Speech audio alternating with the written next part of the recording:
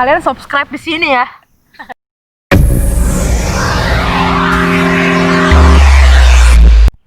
Halo semuanya. Hai. Nah, hari ini gue mau ngomongin macem-macem lah sama temen SMA gue nih, kenalan dulu. Halo semuanya. Nama saya Aisyah Nurifah. Saya di sini sebagai Wahyu. Ya, pengen nonton aja ya. Mungkin ada informasi yang bisa dipetik dari obrolan kita. Buat informasi dulu nih, lu dari jurusan apa, universitas apa? Gue gue jurusan manajemen di Universitas Dharma Persada. Dia letaknya lokasinya ada di Jakarta Timur. Dia swasta. Luas ya Pak, Jakarta Timur ya? Iya, saya kalau ada nanya di mana tuh, soalnya kayak orang jarang tahu gitu loh. Tahu kok. Tahu. Karena anak Jakarta Timur. Kalau misalnya orang kayak gue kasih tahu gue kampus di mana, pasti dia kayak, "Hah, di mana?" gitu, nggak ada yang tahu.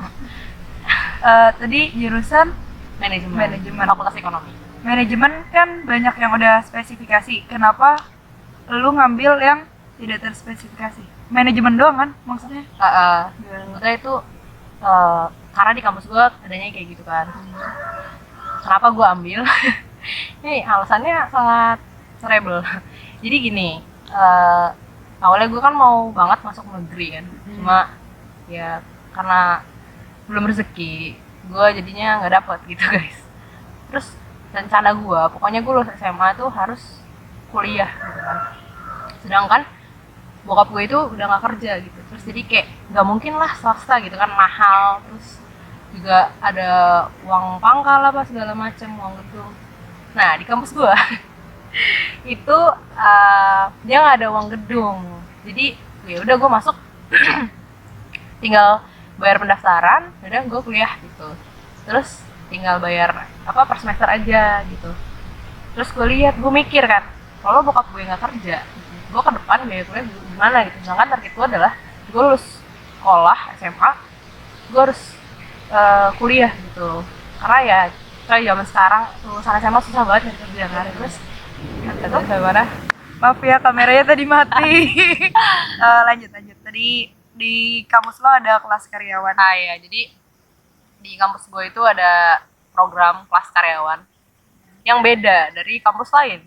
Bedanya? Karena cuma 2 hari kuliahnya. Oh iya. Enak banget gak? Jadi kayak gue mikir, ini kayak gue sambil kerja bisa nih gitu kan. Terus jadi dia cuma Jumat malam sama Sabtu full gitu dari pagi sampai malam. Dan menurut gue lebih efektif sih, kayak sekalian.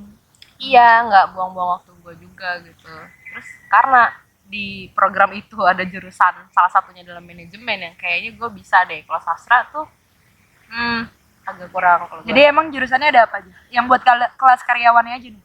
itu pokoknya di fakultasnya itu fakultas ekonomi sama fakultas sastra. Jadi cuma 2 yang buka kelas karyawan. fakultasnya cuma 2. Jadi kalau ekonomi itu kan ada manajemen sama akuntansi. Kalau di sastra ada Jepang, ada sastra Inggris, ada sastra Cina gitu-gitu. Terus ada juga sebetulnya yang kelas malam.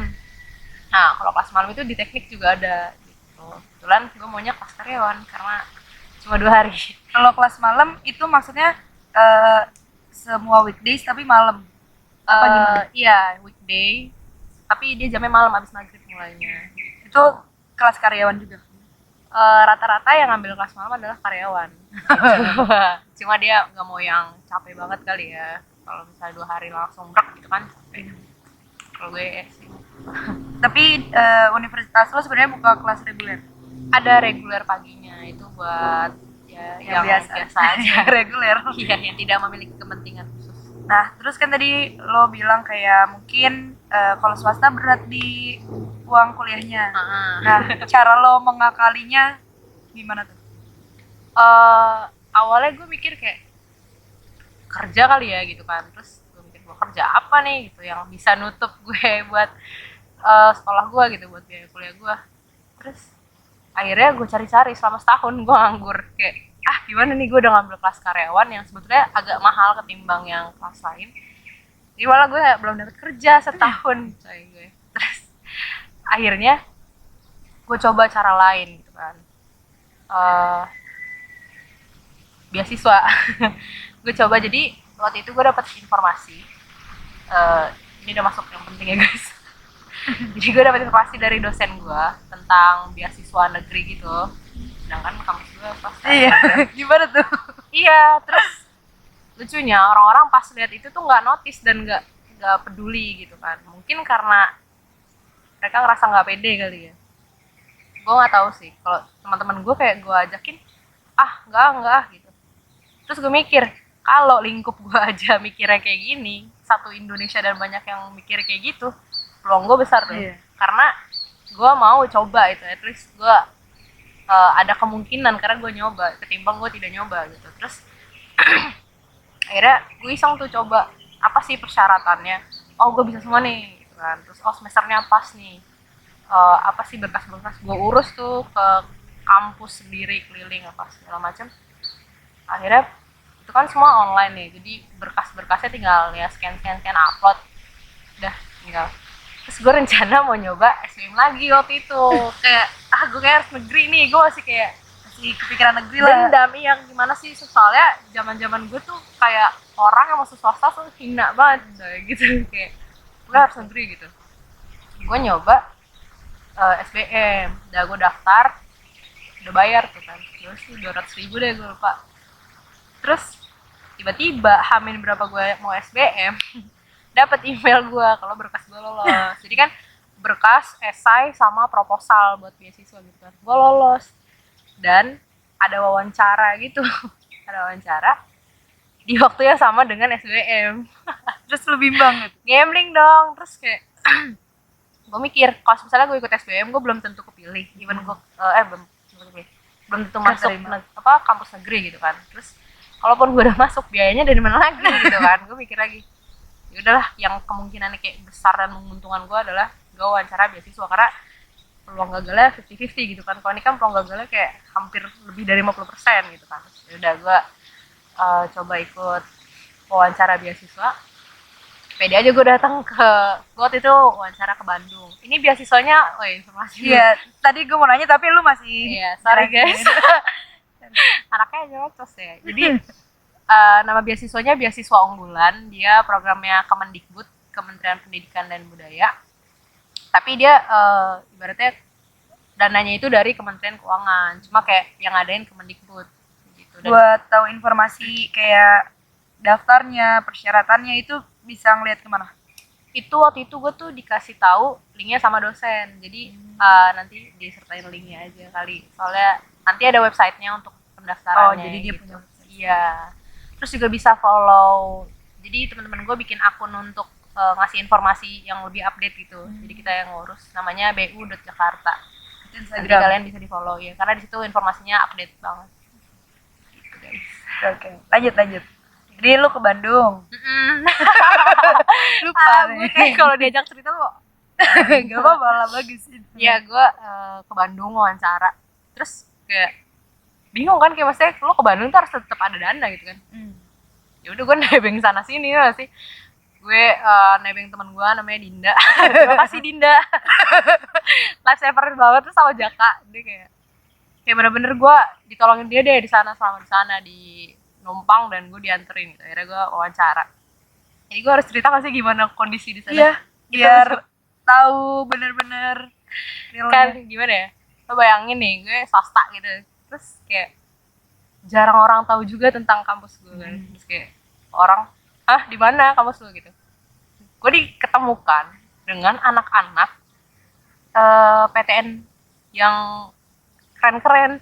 Lo bayangin, gue ketemu anak ITB, gue ketemu anak Unpad, UI, terus apa sih, UIN apa Muhammadiyah, gue lupa, pokoknya ada di Bandung deh semuanya, rata-rata di Bandung. Terus itu kan regionnya Jawa Barat gitu kan. Terus nyindir dong gue. Terus kayak banyak anak-anak yang kayak anak-anak pinter-pinter banget. Gue udah ada kayak hopeless gitu. Ini tips buat kalian. Dan gue mentok buat banget. Hopeless. Iya, itu gue udah hopeless banget. Gue udah mentok banget deh. Semua orang tuh baca esai, karena kan bakal mempresentasikan tentang esai dan proposal yang mereka buat kan. Terus gue udah hopeless banget dah. Gue inget di tas gue bawa Al-Quran dari Dinda. Terima kasih Dinda. Iya. Aku kan kecil, ini salah juga baca. Terus karena gue bener-bener mentok, gue nggak tahu tuh presentasi bakal kayak gimana karena gue udah deg-degan gitu. Ternyata lo harus santai coy untuk menghadapi sesuatu. Baca surat apa? Gue di situ baca, yang gue baca Al-Kahfi, Al-Mulk, yang kayak gitu-gitulah, yang kayak katanya surat yang sangat hebat gitu lah. Yang apa sih? Itulah ada. Manjur. Surat sakti. Udah itu gue. Nah, karena saking padahal orang nggak banyak ya, tapi nggak tahu kenapa gue di urutan belakang itu lagi kayak aduh kapan sih, gue dari jam 10 sampai udah sore tuh, udah sore akhirnya gue dipanggil. Terus orang-orang udah pada bete dong, udah pada bete. Ini kalau guanya nyebelin bakal orang juga kesel dan kayaknya buang nih gitu. Kalau gue yang nyenengin mereka, apa naikin mood mereka, pasti mereka tertarik gitu kan, tertarik. Udah gue dengan cara bikin senang mereka, ada cara yang gue ajak ngobrol mereka apa segala macam, dan mereka, gue ngerasa mood mereka naik gitu, jadi bagus. Dan ada satu kalimat yang kayak jadi bikin gue optimis tiba-tiba gitu, ini kayak kamu aman nih gitu kan. Terus kayak iya pak gitu kan. Terus ya udah, terus gue kayak bismillah deh, dan gue udah kayak mating tulus ya, bismillah, udah berserah sama Allah karena udah nyoba semuanya lah, udah berjuang sebisa-bisanya. Dan alhamdulillah guys dapat golden ticket. Bayangin gue anak swasta gitu, kayak Itu kayak nggak mungkin gitu kan. se-Indonesia ke Bandung atau terbagi di beberapa wilayah? Jadi ada regionnya, ada yang Jawa Barat, Jawa Timur, terus Sumatera, sana-sana kepecah-pecah provinsi. Tapi kan lo kuliah di Jakarta kan? Nah, kalau Jakarta masuknya Jawa Barat. Gitu. Banget. Terus misalkan ya yang diterima kuotanya tuh berapa dibanding berapa? Jadi waktu itu ada pendaftaran, kalau nggak salah ya gue lupa angkanya, agak lupa tapi masih inget gitu. Kayak 40 ribuan orang gitu. Terus disaring jadi 6.000, terus yang dapat se-Indonesia sekitar 1.200 apa 1.400, gue lupa, sekitar segitu. Terus semua karena Allah. Terus udah ya kan, gue dapat, terus gue sign kontrak apa segala macam. Gue iseng aja daftar kerja, dapet juga. Alhamdulillah. Semua karena surat Al-Kahfi. Oh, masya Allah. Ya, subhanallah. Keren kan? Gini kok kita kayak siraman rohani. Tapi seriously, kalau kayak itu akhirnya gue dipaparkan kayak, ini loh, kalau lu yakin dan percaya ya pasti bisa gitu. Terus ya udah.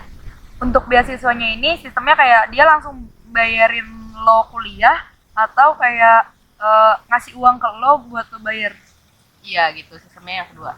Jadi sistemnya, jadi mereka gue kasih tahu dulu nih biaya kuliah gue berapa. Ya. Jadi mereka nanti siapkan untuk biaya kuliah gue, dan ternyata gue juga dapat uang saku, alhamdulillah. Jadi iya, gue dapat uang saku. Jadi mereka ngasihnya per tahun, turunnya per tahun di awal tahun. Misalnya total biaya kuliah gue berapa, total uang saku gue berapa di total dalam tahun. Udah, jadi di awal tahun mereka transfer ke rekening gue yang udah gue kasih ke mereka. Berarti kalau misalkan ya kan biaya kuliah lo sama biaya kuliah orang beda. Jadi Beda. lo dapetnya beda nih sama orang lain. Iya beda. Jadi tergantung itu. Kalau uang Iya. saku sama.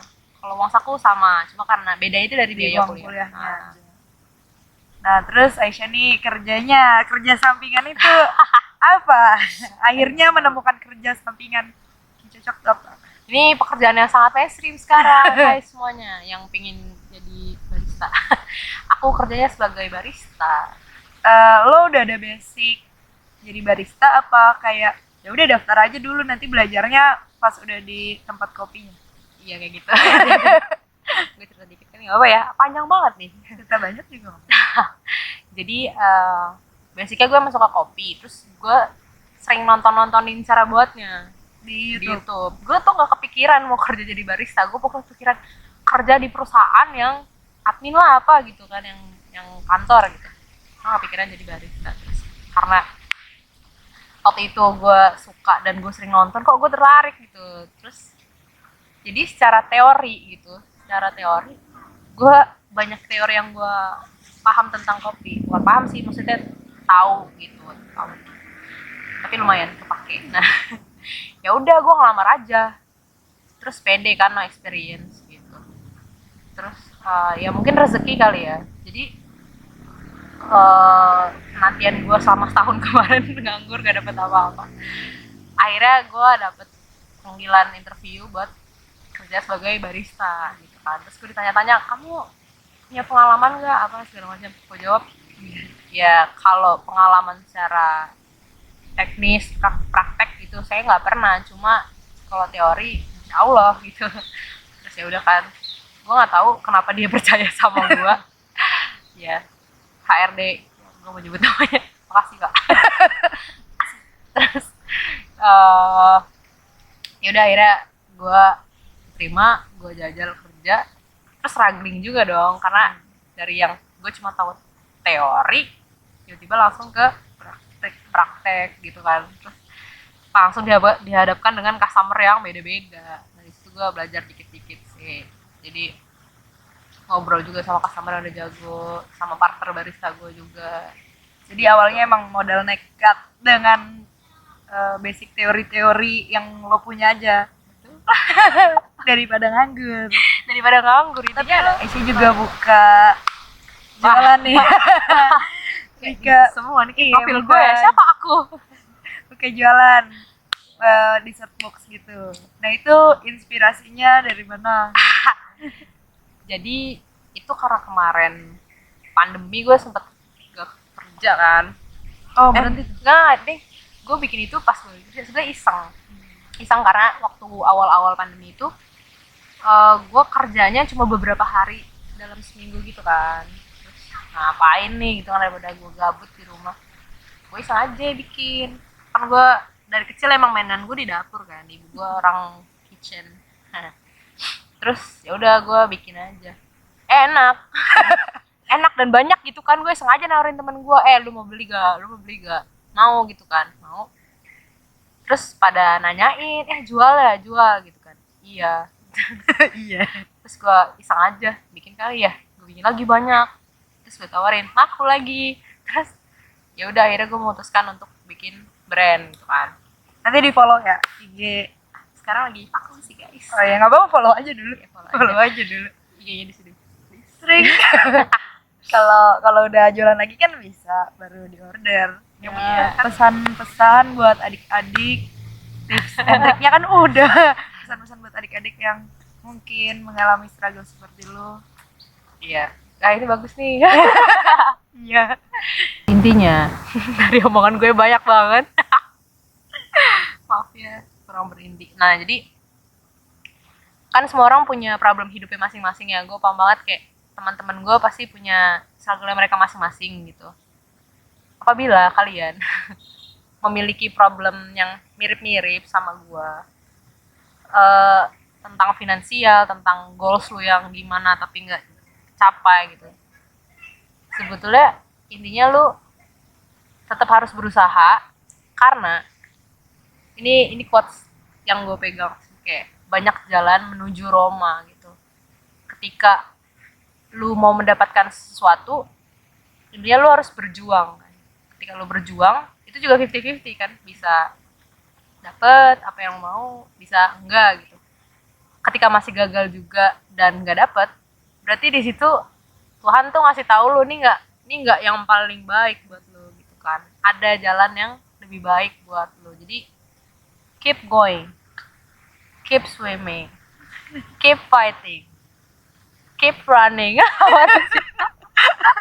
Ya intinya gitu, jangan mudah menyerah dan jangan dibawa stres. Kayak lu punya masalah nih, lu fokus dulu ke masalah itu, tinggalin masalah yang lain, lu kelarin dulu nih masalah yang lu punya, lu cari solusi. Karena ketika lu punya 5 masalah, lu taruh sampai di otak lu, gila. Bener-bener. Jadi lu fokus satu dulu, kelarin satu, udah kelar, kelarin Ya, satu lagi, kelarin gitu. Karena kita tidak mampu menahan semuanya apabila digabung. Iya bisa stres sih. Jangan lupa cari teman yang enak diajak cerita dan menjaga rahasia-rahasia gitu. Supaya bikin circle yang lu nyaman untuk cerita gitu, jangan dipendem. Iya, berbagi beban. Ini juga ada hubungan dengan mental health ya, luar biasa. Sama ini paling kuat ini doa orang tua, ibu sih gitu. Gue kan anaknya sama ibu gue nggak terlalu serius ya, nggak kayak hormat banget, nggak yang kayak gitu karena ibu gue orangnya chill kan. Nah kalau gue mau ngomongnya serius gak pede kan gue. Dulu waktu gue mau wawancara beasiswa gue tuh nggak sanggup ngomong kayak mama minta doanya, enggak, mama maafin Aisyah gini, enggak, gue nggak berani.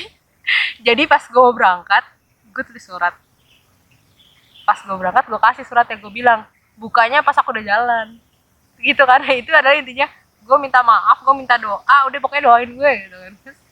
Ya udah, jadi nggak ada drama kan komunikasi bentuknya banyak. Iya. Cuma kalau lu emang gengsi, intinya minta maaf sih. Kalau lu ada dosa sama ibu lu atau temen juga itu jadi beban gitu loh. Jadi ya habdul minanas ya. Jadi perbaiki dulu hubungan lu sama manusia, baru Allah bakal gitu bukakan jalan. Aduh kok gue jadi kayak ustazah sih. Iya gitu deh pokoknya. Yang mau kontak buat ngisi acara kajian terus ya bisa nanti DM aja ke sini. Iya intinya jalani kewajiban kalian sebagai manusia yang beragama aja. Gitu deh. Paham. Tetap berusaha tapi tetap berdoa juga. Ya doa orang tua mantap. Review. Besar gue kayak pecah gitu kan, gede banget. Enggak. Tawa gitu ya. Jadi sumpah ini bermanfaat banget, kayak pasti banyak banget yang struggle-nya tentang ekonomi. Maksudnya kayak mau kuliah tapi mikirin aduh biayanya gimana. Iya. Tapi banyak yang nggak berani ngambil resiko, ya udah kuliah dulu. Iya. Nah, ini salah satu tips and triknya dan sudah terbukti. Semoga Allah, terima kasih Allah. Jadi kalian semangat aja nih buat yang emang bingung soal biaya, pasti bakal ada jalannya gitu. Benar, asal lo mau berusaha pasti ada jalan. Asal mau berusaha dan thank you so much for watching. Kalau ada request video, gue nggak bisa bilang request jurusan karena bukan udah jurusan. Kalau ada yang mau request ya topik-topik lain, bisa komen di bawah. Jangan lupa follow IG-nya Aisyah, follow IG-nya Aisyah. Apa bacanya? Aisyah. Bener. .co. Ya. Oke, bye. Nah, terima kasih. Assalamualaikum. Teleponan kita.